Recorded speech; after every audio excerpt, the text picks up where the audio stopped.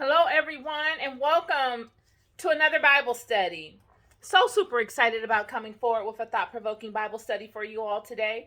But as usual, if you find my content, excuse me, if you find my content relevant, if you find it thought provoking, inspiring in any way, I ask that you please like, subscribe, and share. If you have the means to support this channel with your financial donations, please follow the information tab of my YouTube page. There you'll find donation links to my GoFundMe page and also the PayPal account where you can donate abundantly to this page. I am looking to expand the reach of this page organically. I support this page just by myself and with the Spirit of God. And if you are a charitable person and you are inspired to support other creatives by way of your financial blessings, I ask that you please look into the history of this channel. I have several social media websites that you can view that will have a diverse array of all of my many offerings there for you to view. And if you find them synchronistic to the values that you have and things that you're looking to do and goals you have in regards to supporting people with the energy that you've accrued in life, I ask that you please wholeheartedly and abundantly support this channel with your financial blessings and with your blessings in general, whether they be in form of a comment, in form of a like, or in the form of a share. All blessings we are looking to receive, and then once received, I will multiply them in the world as well. So it's a symbiotic relationship where the energy transference is ongoing. Today, I will be speaking out of the book of Jeremiah, you all. Yeah, I know this is my second Bible study on Jeremiah. I tried to break it up because Jeremiah is a heavy book. Jeremiah is a book of, it's a heavy book. It's a lot going on. The children are in a distressed state, but what else is new, right? Um, they've been sold into slavery. They're astonished at the fact that they've been sold into slavery. They're going through the aftermath of the realization of their particular situation, and God is still speaking and moving because God is going to speak and move regardless. Um, so we will be speaking out of the book of Jeremiah today, chapter 14, verses 13 through 16. Okay. And then we will travel throughout the book to support what I'm speaking to. But first, I'd like to invoke the Spirit of God and the discernment of His Word. Heavenly Father, I come before you in love, looking for you. I ask that you use me as your vessel today in the discernment of your word to the children. Let your perspective flow through me, Father. Come upon me and rest your perspective and allow the words of my mouth and the meditation of my heart speak the truth of this perspective to the children. Lessen me and magnify you through me. Protect this space. Cover me in all of my many walks in this life. And protect and cover all those that are viewing and listening to this video. In love, I come before you, and in love, I lay out my offering. In God's name I pray, amen. All right, y'all. Okay, so today, again, we will be speaking to Jeremiah, the book of Jeremiah, chapter 14, verses 13 through 16, and I will begin. Then said I, Lord God, behold, the prophets say unto them, Ye shall not see the sword, neither shall ye have famine, but I will give you assured peace in this place. Then the Lord said unto me, The prophets prophesy lies in my name. I sent them not, neither have I commanded them, neither spake unto them. They prophesy unto you a false vision and divination, and a thing of naught, and the deceit of their heart. Therefore thus saith the Lord concerning the prophets that prophesy in my name. And I sent them not, yet they say, Sword and famine shall not be in this land. By sword and famine shall those prophets be consumed.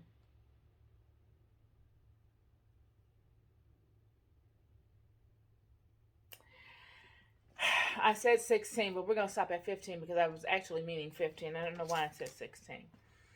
So this has been look, last week, you guys, in preparing for this Bible study, I read my Bible and I let Spirit lay upon me what the revelation will be. This is not something I come up with. I just read and I bookmark, and I have a bunch of Post-its all throughout my Bible that I mark pages with that stand out. And this particular these verses stood out. And I made a decision last week that I would speak to them. But there were two others that stood out that are very close to them within the chapters that are either before this verse or directly after. And I said, well, I have three to pick from. So I'll do my Bible study on one of the three. But today I'm going to look to conjoin them all together, okay? Because Jeremiah is a heavy book. The children have transgressed. They have fallen short. They have used God. They made a mockery of God. They made a mockery of themselves. They were not able to uphold the covenant. They were not able to uphold the crown that they wear. They've disgraced the crown. They've disgraced the covenant. They've disgraced the relationship. They don't know the worth that is within them. They are blind. They are blind to who they are spiritually. They don't know. They've forgotten the name of their father and their mother. They are blind. And they're sitting ducks amongst the nations. All of these nations that have been jealous of these children's walk from the gate, from the time that they left Egypt. From the time that they left Egypt, the world as a whole has been watching these people. All of the people that have been their neighbors, all of the people that have walked with them along the way that were not of their community were fans of them. And because of the might that God showed these people in God's hand, the might of the hand of God that was over these people in all of their walks, they made a lot of enemies. They made very profound enemies that had to sit and allow God to move in ways that God had not ever moved before. And it was nothing that they could do about it. So what did the people do? The neighboring people, the people that were adversely affected by the movement of these people, these chosen people, the people that were adversely affected by the movement of these people, the people that were adversely affected by the exodus of these people, by these people's journey. Because when these people move, God gives the people that they move through options. And they give them options. They say, either you're going to allow us to move through here, or we're going to slay you and we're going to take all you have and we're going to inherit your land. Those are the two options that the people that they were moving through, the areas that they were moving through, all the tribes and the communities that they were moving through had when these people came upon them. God did a mighty thing. And this is the thing. Today, God hasn't moved in this way. It's been hundreds of years since God has really moved openly. So we don't even know the might of God. A lot of the might that God shows, we attribute to these other gods. But back in this time, it was no doubt about it. God said to remind the generations of what I have done. This was the law of Moses. This is what Moses was told to hammer into these children. And Moses passed this down to Joshua, and Joshua passed it down, and it was embedded. Know your history. Know the facts of your lineage. Know the facts of what I did for your mothers and your fathers. Know my hand. Know my law. Be courageous. Do not fear. Stay in alignment with me, and you will be fine. Yet, these children are moving amongst these nations, and it was nothing that the nations could do to stop their movement.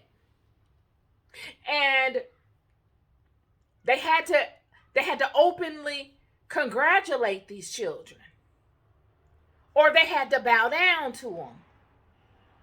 And after seeing the movement of these children through the various tribes and communities along their way, they saw what happened to the nations that didn't agree with the children. They saw what happened to the nations that didn't welcome the children in or didn't allow them to move through their land. God made a point to make an example out of those people. So now even your enemies, even their enemies, they can't tell who their enemies are because everybody's afraid of them. They can't tell.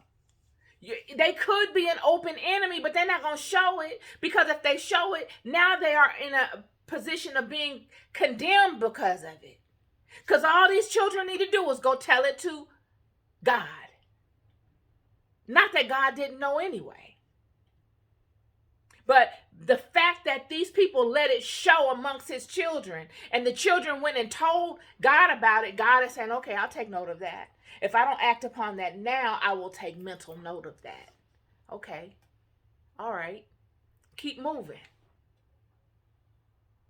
And then eventually something happens, and then the hammer of God goes down upon these people. Those same people that the children had problems with way back when. God don't forget nothing. I'm telling you, this God repays people from generations. Nothing goes unnoticed. But you only get these benefits when you stay in alignment and you act, when you make yourself useful to God. You don't get this just by default because you're a child of God. Yeah, okay, we are all children of God. The world was repopulated by Noah. So we all children of God. Whoopee. What are you doing? What makes your life so relevant? Are you useful? Are you making yourself useful, or are you making yourself part of the problem? Because there's only two sides. It's usefulness or non-usefulness. There is no in between. So the children are moving, and they're a mighty nation. And they're moving through Canaan, the Levant. And the king of the Moabites, which is Balak, he holds a meeting because he sees that they're headed his direction. And he's saying to all the neighboring communities, all of the kings of the neighboring communities, because remember I told you, the Moabites were like a group, a faction.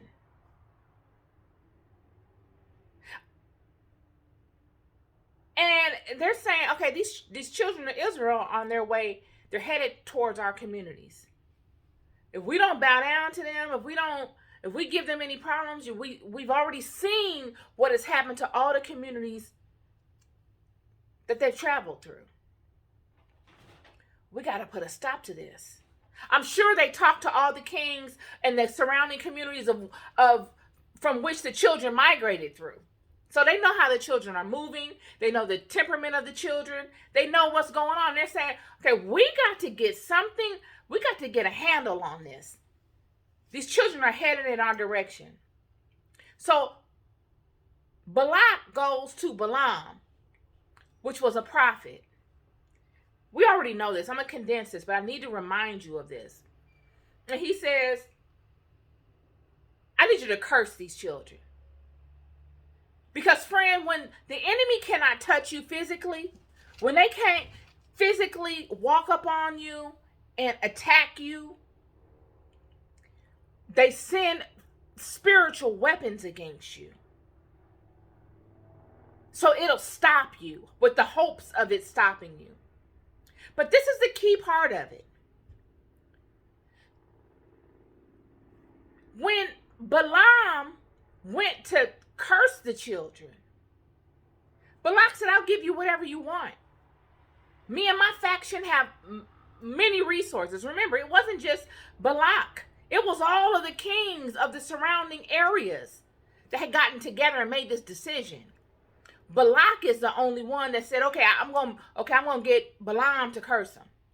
They would have got Jethro, which is the man that mentored Moses, because he was a mighty prophet as well. But Jethro was on the side of Israel, so they couldn't get him. So they got Balaam. Now, what is a prophet? This is important, okay? Because today's standards of things are not what they were in ancient times. A lot of the things that we think are powerful just aren't powerful, friend. I mean, they're not. A lot of the religious stuff that you think holds a lot of power don't hold it. It does. It does. I can't say it doesn't. It does, but there are ancestral pieces to it that they don't show you of it. So what you see is a smaller sort of watered down portion of a greater thing. It still has power because its mother and its father has power, but it is only showing you a smaller, more watered down perspective of it. I'm not talking about the Bible. I'm talking about different techniques. When we look at prayer and we say, okay, I'm going to go home and pray, it amazes me as to how many people don't really know how to pray. Many people pray like they hope. Oh, I like some beggars. God, I've been wanting this for 30 years. Please hear me. I know I'm coming every day with this, and I need you to do it for me, God. You coming like that. And I mean, okay, I'm not here to judge you, but after a while, you got to graduate to something else. It's like having a relationship with someone that is able to, a parent that you need to do something for you, and you're still a child. After you get to 30 years old of always needing this parent, your relationship with the parent and the way that you approach that parent for things you need should level up. You need to be able to have a grown conversation with that parent where you are able to position yourself not as a beggar and as a baby, but as a upright individual that is able to honor the commitment of and get done whatever you're asking the parent to bless you with, and that is responsible to be able to keep it. It's a growth factor that needs to be had. So a lot of the stuff we see in the scriptures, when we speak to these prophets, do we really know what a prophet is? What are we basing a prophet on? What is a prophet? What is it? Remember, go back to Ahab and Jezebel. Go back to Ahab and Micaiah. Wonderful analogy of it. One of the mightiest analogies of it that we've came across thus far in our travelings throughout the Bible. Elijah came and slew the 300 or 400 prophets of Baal that Jezebel had through the contest. Remember, they were all conjuring supposedly the spirit of God, their God, but they couldn't create their own fire. They couldn't light fire. They had to create a natural fire. The fire had to come from God. They weren't able to do it. Then Micaiah and Ahab. Whereas Ahab didn't like Micaiah's prophecy. He thought he was always telling him negative things. While all of Ahab's prophets, the 300, were always telling him good things. Come to find out, Ahab's prophets were lying to him. These are the same prophets that were, or of the same group, and serving the same people that God had the contest with Elijah.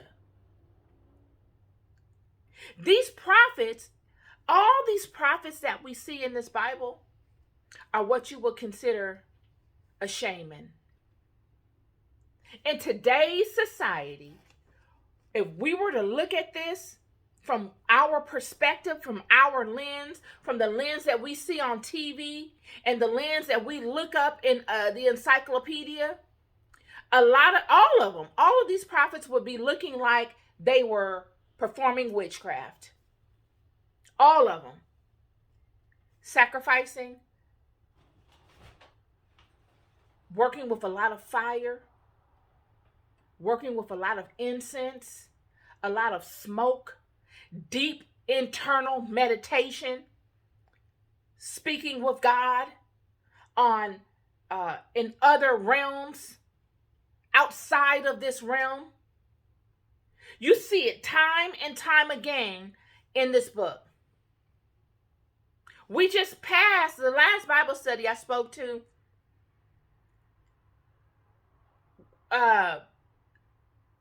Visions being seen in the broad daylight by Abraham. In the broad daylight, a vision.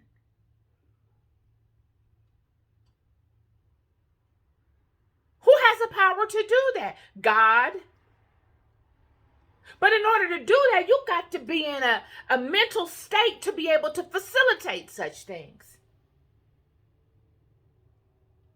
Nonetheless, Balaam goes on top, which is a prophet. So Balak hires a prophet, a shaman, a man that can go into other realms and communicate with God in other realms outside of this physical environment. And he goes on these 3 mountaintops and looks at these children in various directions. And each time he goes, this is a powerful man. Remember, this is the king of the Moabites that have summoned this man by way of all of the kings surrounding the region. This is a collective, a council of kings that has summoned this prophet Balaam. So you know he had to be mighty. When you're up against something like that, as detrimental as this was, you go for the best. They summoned the best man for the job. They got Balaam. And he goes on top of these mountaintops and he sees these children in all these directions. And the first thing he does is consult who? He consults the God of Israel. Now, if the God of Israel didn't have any power, he wouldn't have consulted him, first and foremost. Because by consulting him, he's letting him know what he wants to do. So he would have bypassed him and caught the children off guard. He wouldn't even have given him the respect to consult him. That lets you know how much power he has within the hierarchy of things. The fact that this man made it his business to consult before touching these children in any kind of way lets you know the hierarchy that the God of Israel has in the whole system of things. Because see, what we do is we look to find ways to undercut the power of the God of Israel. Because we're enamored with all of these other gods that are at the buffet table. And we say, oh, you're stupid for looking at that. You don't even know. You're over there stuck on that Christianity. Oh, you're stuck on that Nazarene thinking. Oh, you're stuck on that. I'm over here doing this. Little do you know, you are working with a lesser deity. You're working with a lesser energy. You're working with something that has to go through the God of your house. Period. And either because they can't go through it because of the curse of the fallen ones, or because they want to do some malicious work that they know God will not allow, they need to find a back way. So anyway, like I said, he goes on top of these mountains and he sees these children from all these perspectives. And the first thing he does is he calls upon the God of Israel and asks, is it okay to touch his children? And God said, no, you don't touch them. He does it again. He does it again. He does it again. Don't touch them. But he's come into the knowledge of a tremendous amount of information on these children that he can do nothing with unless the children open themselves up to transgress. And this is the problem.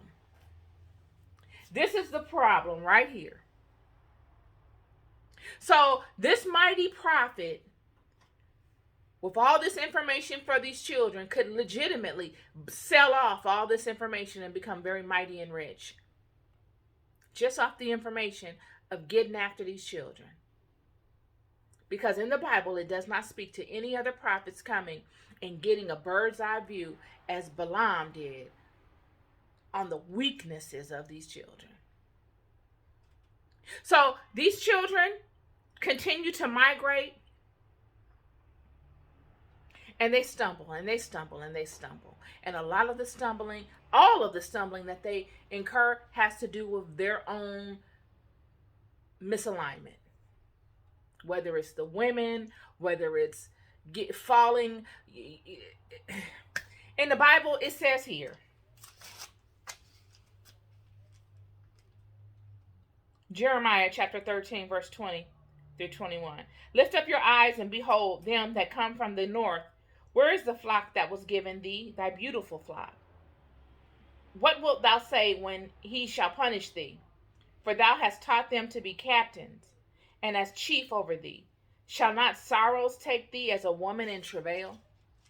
So what he's saying is, this is a multifaceted response. This could go in the form of you wanting kings. You were never supposed to have a king over you.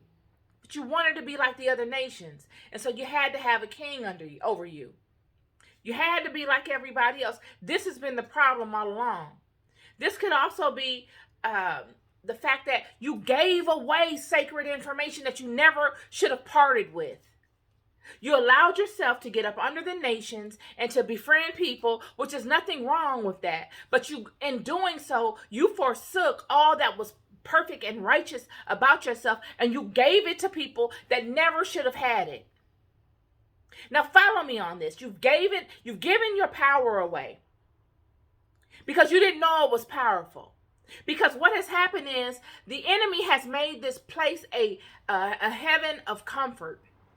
This was the problem in the beginning, is that the enemy gave the children knowledge that they shouldn't have had. And they began to create. And you fast forward, and now you got all these creations. And all these creations you create to make life easier for you. Which is, by default, you would expect the children to do that. But what would happen is that they will begin to worship their own creations. They will get lost in the sauce. They will begin to worship the things that they create with their mind and their hand and their mouth. And all of their meditations would be on these things, just as it is today. Worshiping false idols. Oh, what does that sound like? That sounds like all you do is think about getting those shoes. You want to get that house. You want to get that man. You see yourself having that wedding. You see yourself driving down the street with that car. And you'll do any and everything to get it. And you'll do any and everything to keep it. Your meditation is not on God that way. Your meditation is not on the happiness of your family in their spiritual walk that way. No, your meditation is on lust. Getting you some. You'll sit up and spend hours on that all day. Rewinding your mind on how good it was last night. You'll spend all day on that. You'll spend all day on fantasizing about getting this job, getting this new house, getting these new cars, getting this new man, and you'll do anything to get it. So now you've been enamored. You have traded in what you were originally programmed to do to now turn your attention on the workings of each other's hands and lust. That's what you've done. And you've gotten so lost in it that you've forgotten the name of your father and mother because you've gone so long down this road that you've forgotten. Because this road belongs to many other gods. This road is not your father's road. So while you're traveling down these roads, you're introduced to many other gods. And you're learning them, and you're introduced to many other demons and many other spirits. We spoke to what these spirits are: the spirit of lust, the spirit of fear, the spirit of jealousy, the spirit of envy. And they all surround the workings of the hand and the mind. They all surround worshiping false idols. You do not have these spirits when you follow God. When you are following the righteous way, these spirits have no power.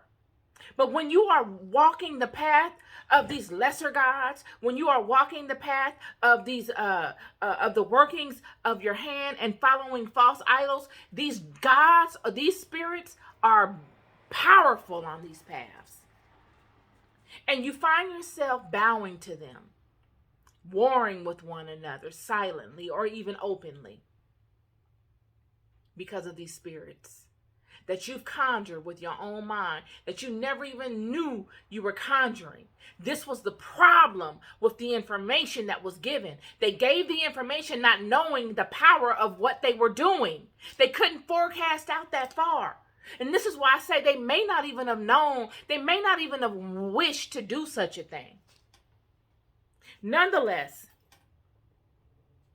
they've given what was righteous, what was highly valuable, for something that didn't mean nothing. But isn't that brilliant? You got to give the opponent some credit here. The brilliance of the schematic of what they've created here, just for your attention, just for what you got inside of you. And you still don't know the power of it. You're still blinded, walking around in circles. You can't see the grass, the forest for the trees. That's exactly what's happening here. So when you look at this scripture, and it says,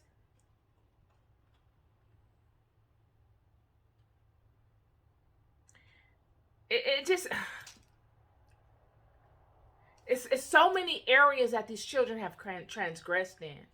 They are boggled down with their transgressions. So much so that in the book of Baruch in the Apocrypha, it speaks to Baruch saying, just go throw the keys to the temple of Jerusalem in the sky and tell God, just take them, because we're not worthy to have them. We've fallen so low. All the greatness of our ancestors, all of those people that have come before us and have done a mighty thing, we have allowed it to just wash away. We have brought dishonor upon our own house with a smile. With a smile. And can't nobody tell us nothing, because we don't see the forest for the trees. We're too close to it. We're too deep in it. Yet God is saying, chapter 14, verse 14, then the Lord said unto me, the prophets prophesy lies in my name. I sent them not, neither have I commanded them, neither spake unto them. They prophesy unto you a false vision and divination, and a thing of naught, and the deceit of their heart. This was interesting to me, because I've done a couple of videos on a lot that supports the things surrounding this. When we speak to Ahab and Micaiah, and how Micaiah came upon Ahab and told him that his prophets, all them 300 prophets of Baal that he had at his disposal, they were lying to him. He was the king, yet they were treating him as if he was a clown. They were just telling him what he needed to hear, because they knew he had the power. And they needed what he had. They needed him to grant them blessings. So who wants to tell the king the truth? Nobody. Because the king doesn't want to hear the truth. If you tell the king the truth, off with your head. You get ostracized. You don't never work again. So let him sit in his ignorance. He wants that. He doesn't respect truth. It takes strength to respect truth, friend. That's real power. When you can actually look at something for what it is and say, you know what?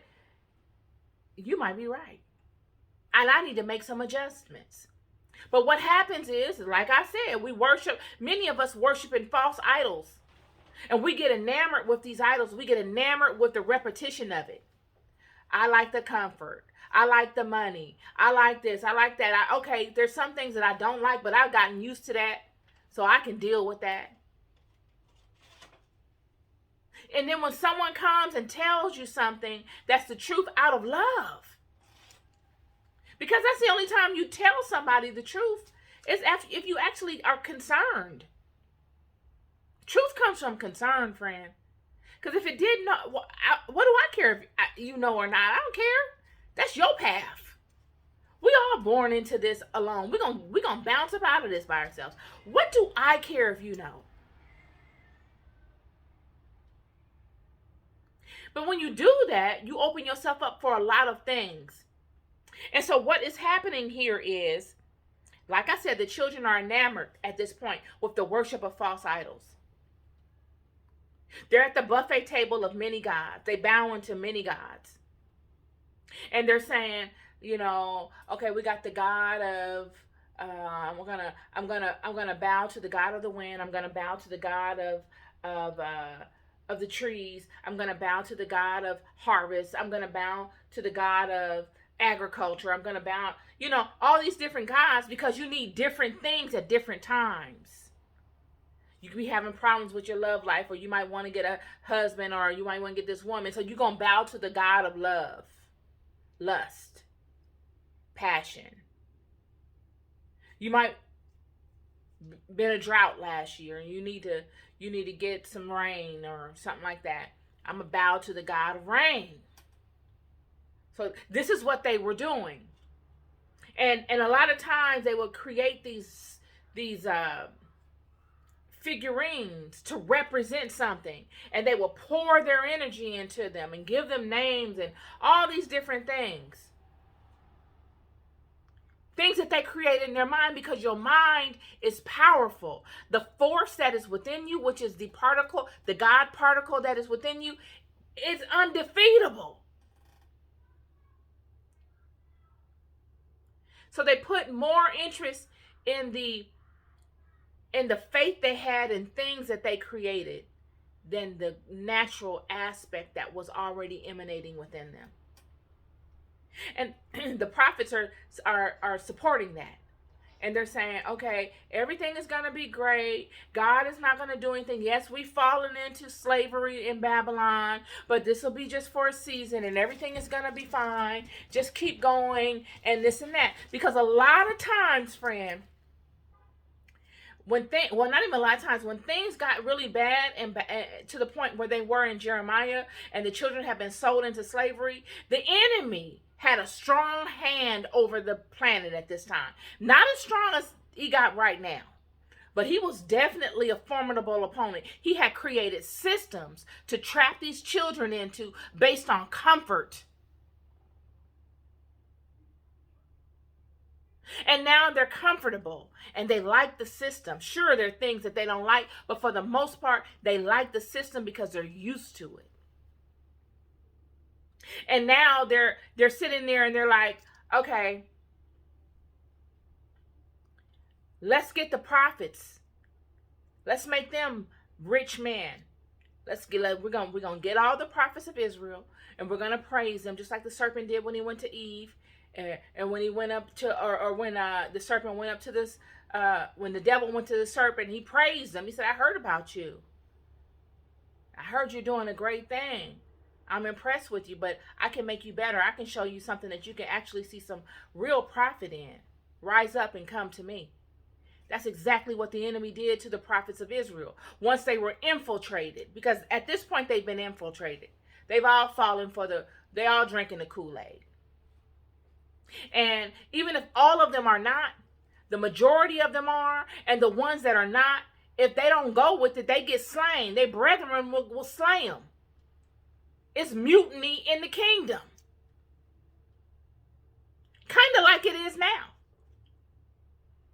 So they had the prophets on lock. They had corrupted the prophets. And so the prophets are saying to the children, go for it. The prophets are all part of the system. Everybody is just part of the system. And the prophets are saying, okay, go for it. You know, God is not going to do anything for you. Yeah, we've fallen into slavery. Yes, we have, and we've transgressed against God. We're going to be doing some offerings. We're gonna offer up some some rams and some bullocks, and we're going to be doing all of this.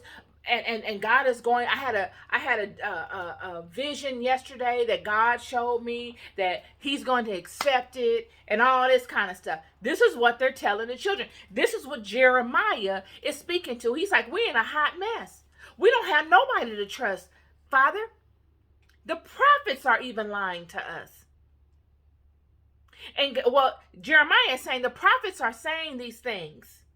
And we're conflicted. We don't know who to trust. And God comes in and says, I didn't speak to none of them.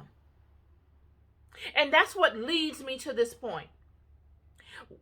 Even back then, they were up against the same powers that we're up against nowadays. Yet back then, they were not that far away from the truth. Meaning, there were those amongst them still that had remnants, solid remnants of the truth. Whereas now, man, we are so far away. Everything has been rewritten. Everything has been replanted. They done reprogrammed the whole garden, y'all. They done reprogrammed everything. Replanted, reprogrammed. Whereas back then, it wasn't that way. So you could still find slithers of truth. More than likely in the remote areas. Remember, you got these scenes that are out in remote areas, out in I believe they were in Megiddo, and they had separated themselves to the point that if you came for them, you were boxing. You only had one way in and one way out dealing with the Essenes. And if you put them in a tight enough situation, they committed suicide. Rather than be taken in. Because what they had was so valuable. The knowledge. And this is what the enemy wants. This is what the enemy was after the whole walk of these children. Is the knowledge. They never had, even with all the wisdom that they never had the knowledge that God had given the children. The knowledge is something that is locked within you. It is an internal code. It is not an outside thing. And it is something that you aspire to and that unfolds itself like a lotus as you progress through experiences. So when you're talking about, yes, I'm God and I'm this and that, I'm God, and I'm glad it makes you feel good that you're God. It should make you feel good knowing that you have the potential to reach any level of godliness that you choose to by way of your activities. But you saying you God don't mean nothing. It doesn't mean anything. It's embarrassing, especially if you get to a certain age and you don't ascend to that level of godliness. It just shows that you haven't done anything with your life spiritually. So these is not to get off on the Essenes, but these same Essenes are the ones that wrote your Bible. These are the forefathers of the Dead Sea Scrolls. All of this stuff matters. These people have separated themselves. These are your prophets. These are the people that will go into shamanic realms. I'm telling you, if y'all were to see some of the things that Israel did, you would swear, you would rethink a lot. You would look at spirituality in a very different way. Very, very different. So, God is saying, I didn't work through these people. I'm not saying that what they're saying is an outright lie, but it wasn't in my name. That is not me. They were fooled. This is why God said, don't go see these people. Don't go see people that interpret things of that nature. You interpret it yourself. The law was never that you could not interpret for yourself. If you have a dream and you go into yourself in meditation and you look to find answers to your dream, there's nothing wrong with that. That is your right. You are the captain of this vessel. That's all your responsibility. Yet God knows that the enemy knows how to send you a dream too, friend. Just because you consider yourself a seer, I don't even want to say a prophet, a seer, because prophet is a heavy title to wear. Prophet is a heavy title to wear. I think we're using the wrong words. You might have the ability to interpret spirit. You might have the ability to see things as they come. God might be aligned to you in a way where you can see beyond what the eyes see. And that's okay. But in my opinion, that's just me, it doesn't make you a prophet. Because a prophet goes way deeper than that. A prophet goes deep into the spiritual realm. Not just, and again, I'm not here to judge anybody because I don't know what anybody's technique is. So, and I'm not a judgmental person. Please don't anyone think that I'm like trying to judge them or attacking or anything like that. It is all love. I'm just speaking my perspective to things from a first person perspective because I got some valuable perspectives that I have walked through. For real. So, I did a video not too long ago about you have to be careful about your dreams because, you'll wake up from a dream and be like, dang, that was a very powerful dream. What was that dream about? What did that mean? And then you go on your day and you start focusing on that dream and trying to figure it out and you Google it and you Google we all do it. And that dream ain't even from God. That dream is from the enemy.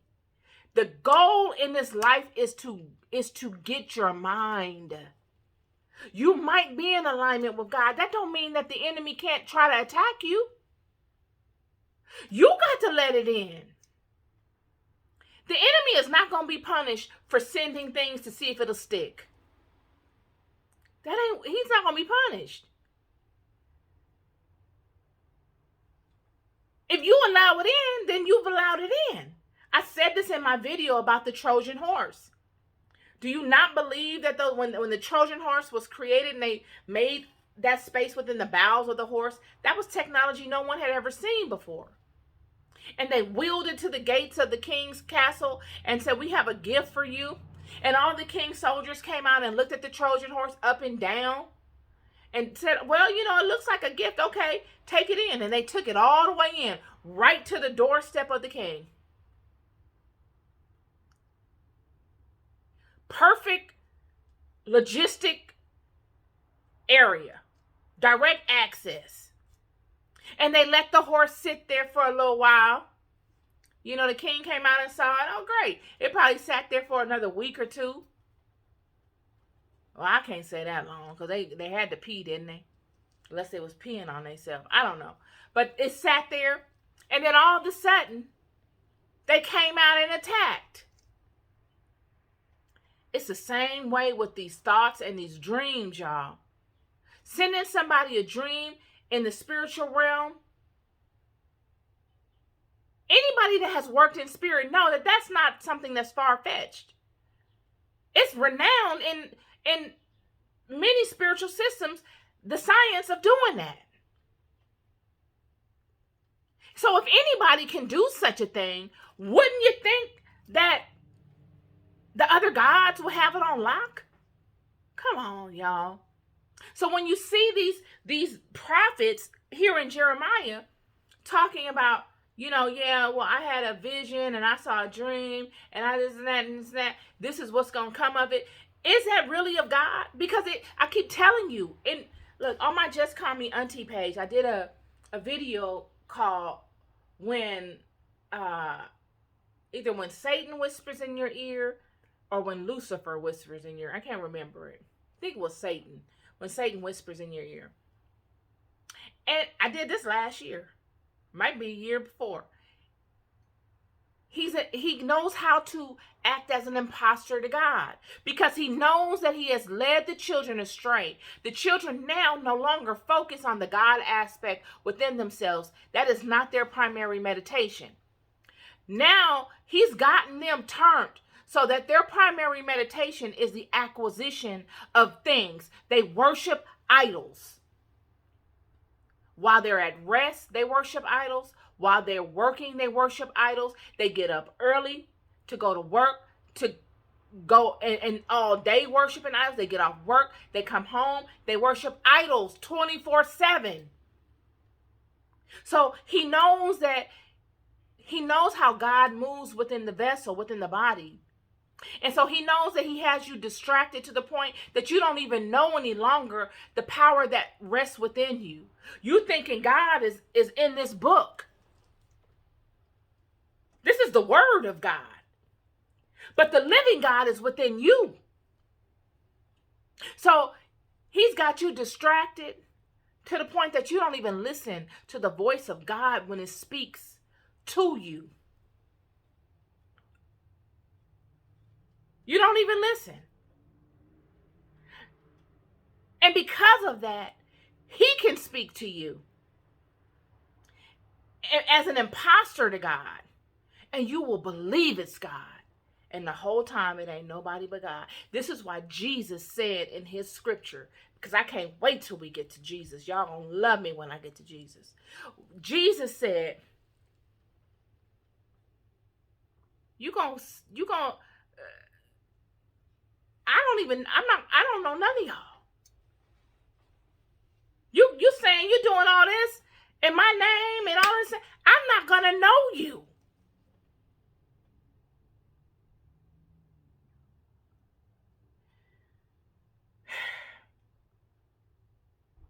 It's crazy. It's crazy how intricate the weave has been woven. It's so intricate as to how the web has been woven.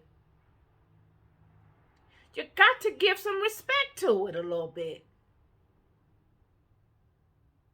You gotta look at it as these people were bound here. This is not their plane of existence. This is a punishment for them.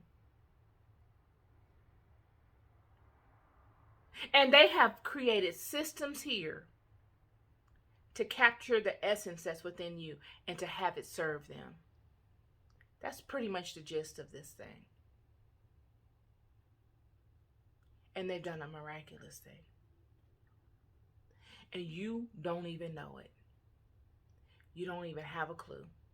You will defend it, and it will never serve you. I was watching a video the other day on YouTube about a lady that said she moved to Mexico and how she's unhappy with it because they have rolling blackouts and the electrical grid always breaks down because the system can't facilitate the people. And the earth is getting hotter and hotter. Yet they promise you this great existence. It's gonna be hell on this thing in 100 years.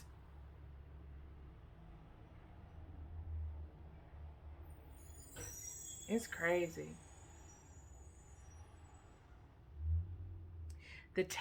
All the tactics to farm your attention, just for your attention and for the force that is within you. That's all it is. I ask that you look at yourselves. You look within yourselves.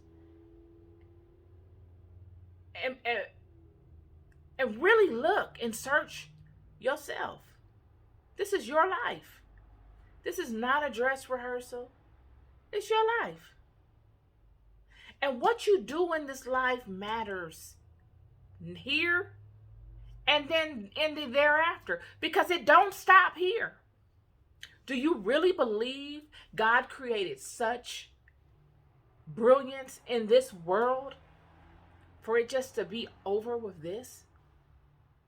Wouldn't it be as if this is like a springboard that bounces you, if you do well in this, to something greater? That you can use these experiences in to help you in your next? Yet if you want to believe this is it, that's on you. I ain't going to try to convince you otherwise. I don't ascribe to that. I know different.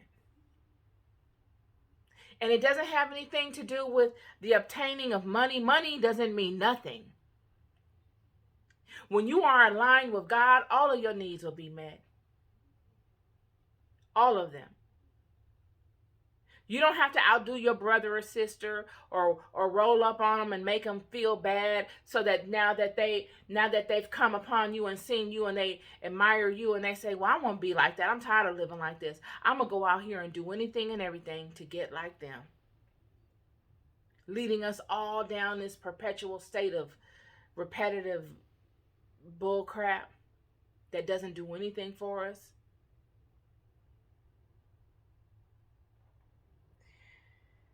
I'm just reading the scripture to y'all. Just over here testifying. Auntie's testifying again. You love more than you'll ever know. That's all I got for you is my truths. You love more than you'll ever know. This is my Bible study for the day. Be good to yourselves and be good to each other. Peace and love.